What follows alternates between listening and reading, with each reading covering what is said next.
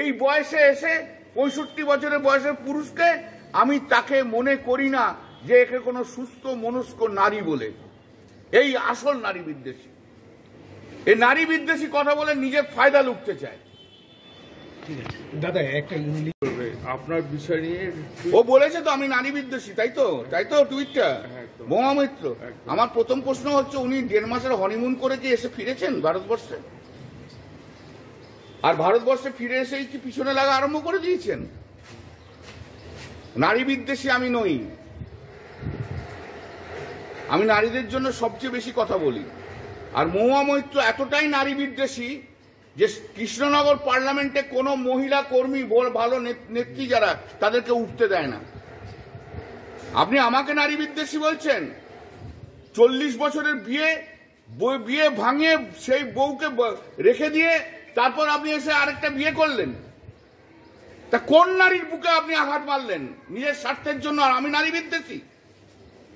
আমি জানি আপনাকে কিছু মহিলা সাপোর্ট করবে, আর সেই সমস্ত মহিলাদের ক্ষেত্রে যদি একই ঘটনা ঘটে, 30 বছর বিয়ের করার পর তার স্বামীরা যদি ছেড়ে চলে যায়, তখন তারা কি বলবে? আমি নারী বিদ্বেষী আর আপনি কি ভাবতে পারেন? 40 বছর বিয়ে হয়ে গেছে, ডিভোর্স করিয়ে সেই মহিলা কোথায় যাবে বলুন তো আমাকে? তার ছেলে পুলে আছে। She is a greedy lady. নারী বিদ্বেষী আমি নারীদের শ্রদ্ধা করি, সম্মান করি। এটা আমার কনস্টিটিউশন কেন সারা পশ্চিম বাংলা জানে।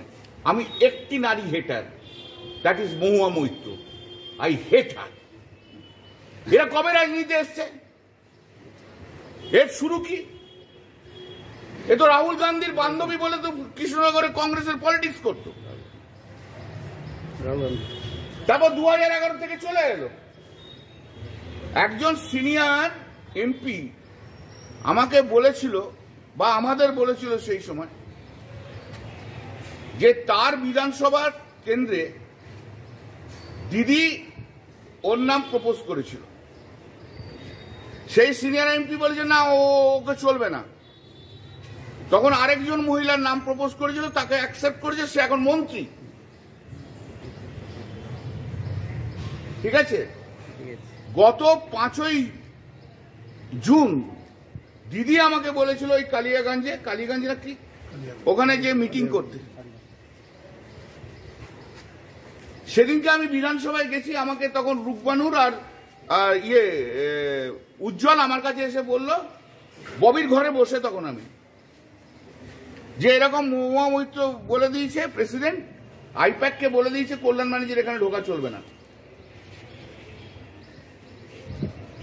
ঠিক আছে? উনি বাইরে ফরেন কান্ট্রিতে বসে বসে সব কন্ট্রোল করছেন।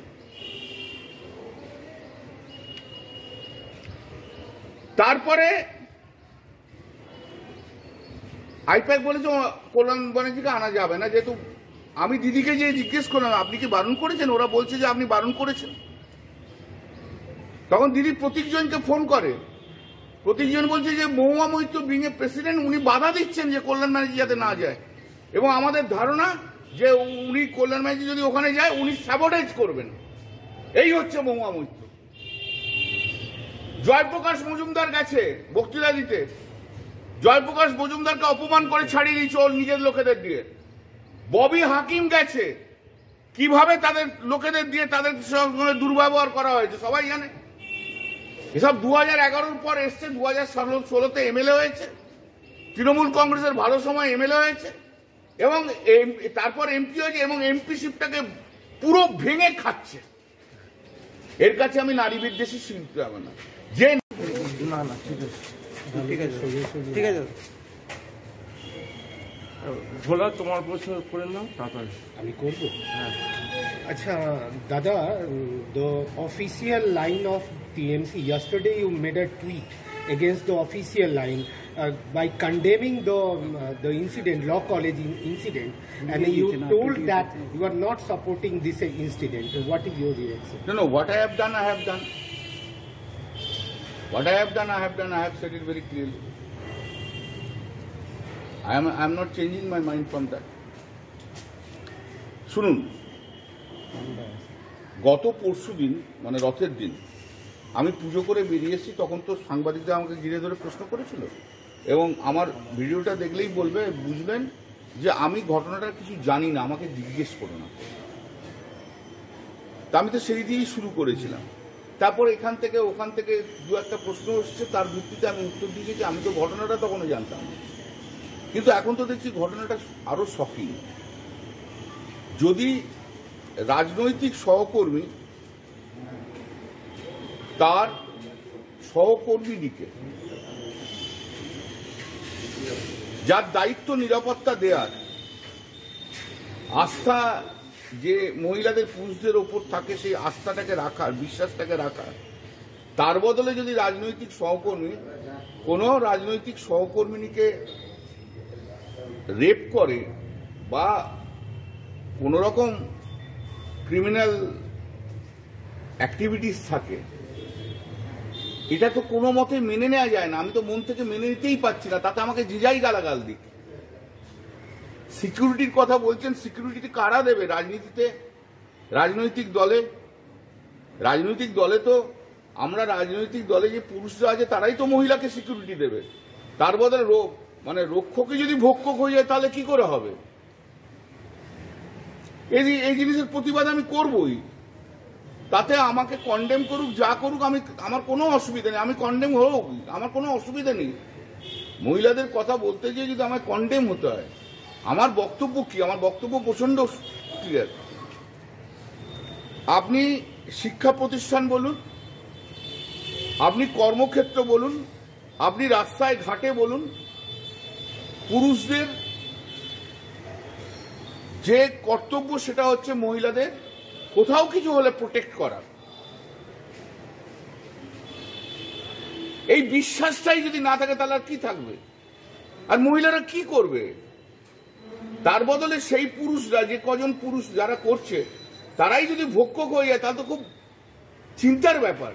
এই তো সামাজিক ইভিল। আমার সমালোচনা আমার কোনো আপত্তি নেই, কিন্তু এটাই তো ফিলোসফিক্যাল কথা। আমি তো সে কথাই তো বলছি। এত বছর ধরে রাজনীতি করছি, আমি এই জিনিস ঘটনা আমি শুনিনি। আমাদের দলে এইসব ঘটনা ঘটেনি। এখন কেন হচ্ছে?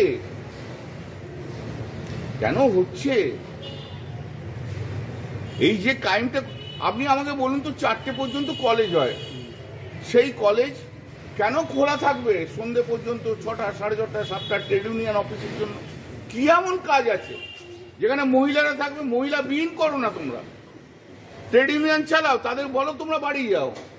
তাদেরও তো একটা সিকিউরিটির ব্যাপার আছে না? কি এমন কাজ আছে? যদি কাজ থাকে, পাশাপাশি তো কোনো পার্টি অফিস থাকে, সেখানে তো আরো সিনিয়র লোকেরা থাকে, সেখানে যে বসে কাজ করো। এটা তো আমাদের দলের জন্য ভালো নয়। যে যাই আমাকে কন্ডেম করুক, আমাকে যা করুক, কিন্তু আমাকে এই কথাগুলো আমি বলছি, আপনারা জিজ্ঞেস করছেন, আমি বলছি, আমি অন্তর থেকে বলছি। আমি দীর্ঘদিন ধরে রাজনীতি করছি।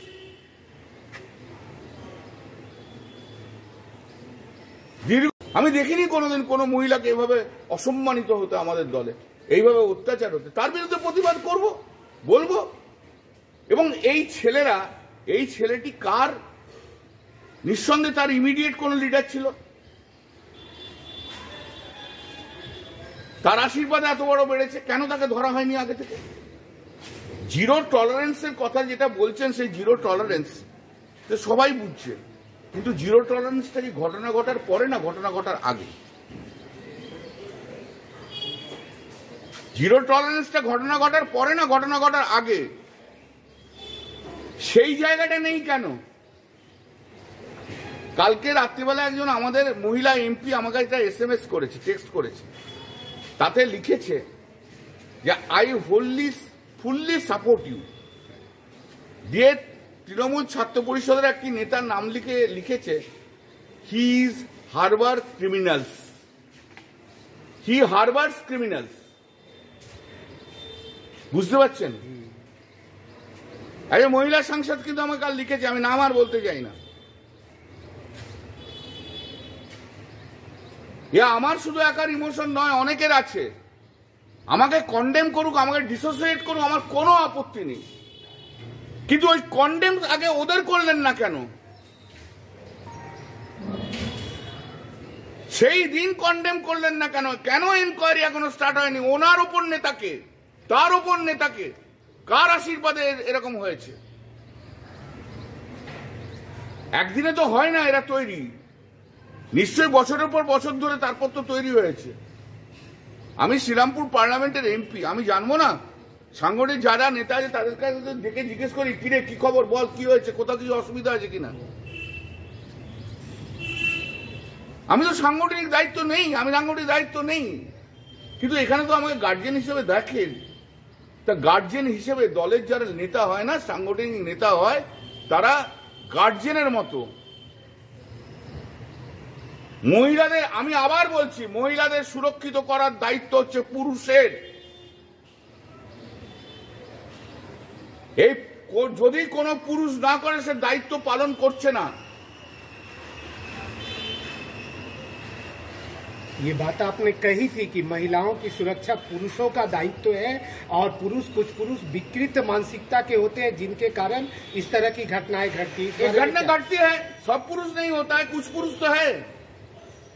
और वही विकृत मानुष को पुरुष आपको रात जागो में वो लोग हटता है, मिছিল करता है और बोलता है फांसी चाहिए, फांसी चाहिए। रात जागो दिन जागो।